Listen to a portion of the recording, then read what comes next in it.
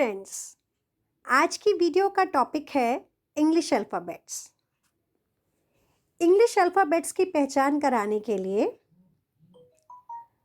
हमारे पास बहुत सारे फ्लैश कार्ड्स भी होते हैं, बुक्स भी हैं ही। इसके अलावा बहुत सारी वीडियोस होती हैं जिनमें राइमिंग वे में यानी कि गाकर हम बच्चों को अल्फ़ाबेट्स की पहचान कराते हैं। यहाँ मेरे पास भी एक फ्लैश कार्ड है जो कि मैं आप सब लोगों के साथ शेयर करना चाहती हूँ, और उसे शेयर करने की वजह ये है कि मैं ये आपका ध्यान दिलाना चाहती हूँ, आपका फोकस उस बात पे ले जाना चाहती हूँ कि हमसे गलती कहाँ होती है। इस फ्लैश कार्ड में आप देखिए, ये मेरे पास जो फ्लैश कार्ड है इसमें 2 पिक्चर्स हैं। एक फ्लैश कार्ड में 2 पिक्चर्स हैं। एक तरफ लेटर है, लेटर ए, और दूसरी तरफ है ए फॉर एंट। जी हाँ, एक तरफ इतना बड़ा लेटर है, लेटर की पिक्चर है, और एक तरफ एंट की पिक्चर है।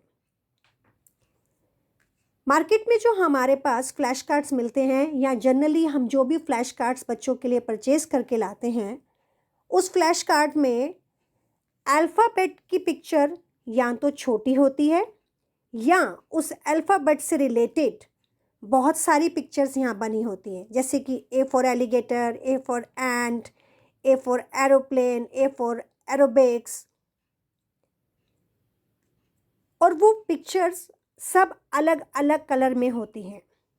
बच्चा उन पिक्चर्स को देखता है, उसे ये तो पता लगता है कि ये एंट है, ये एरोबिक है, ये एरोप्लेन है, ये एलिगेटर है, लेकिन इस पिक्चर पर जिससे कि वो सभी पिक्चर्स के नाम बने हैं उसका ध्यान कम जाता है। मीन्स इस लेटर पर उसका ध्यान कम जाता है।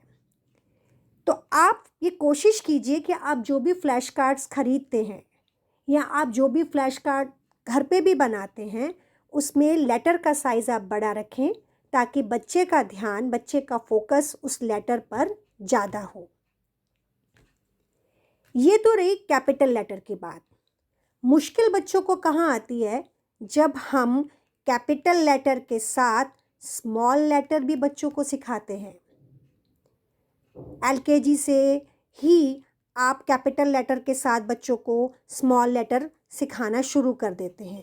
रादर आजकल तो नर्सरी से ही मैं कहूँ तो कैपिटल लेटर के साथ स्मॉल लेटर की सिखाना शुरू कर दिया गया है। अब प्रैक्टिकल वे में हम अगर देखें तो कैपिटल लेटर की ज़रूरत हमें किसी भी वर्ड के बिगनिंग में पड़ती है। जैसे for example apple, capital A, again small P, small L, small E. Capital B, again small A, small L, small L. Capital C, small A, small T. Capital D, small O, small ji.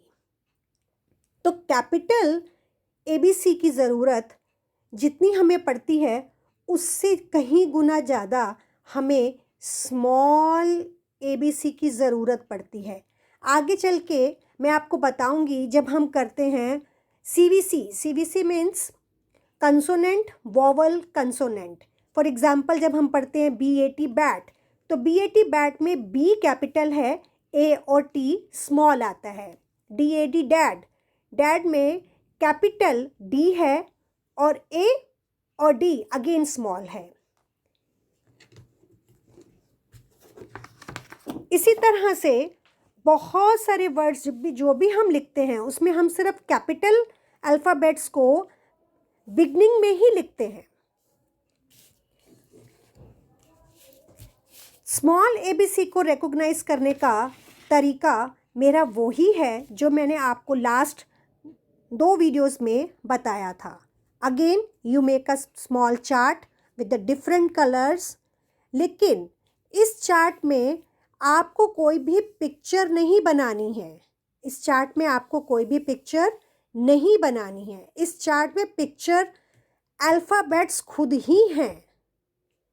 If you are going to spend 10 minutes in a day with your ward, with your child to play this, like put your dice on small h, put your dice on small c, put your dice on small p, or put your dice on small t.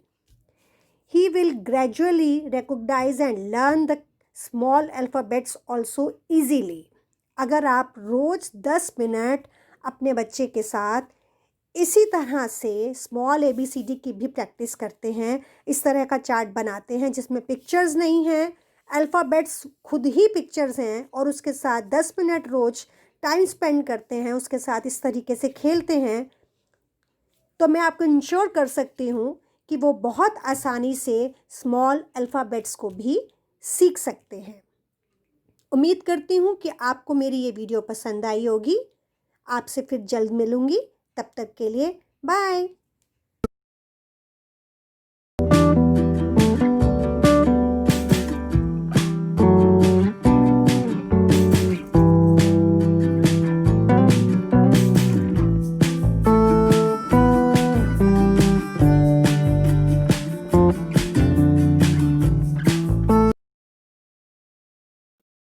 Please subscribe, like and share.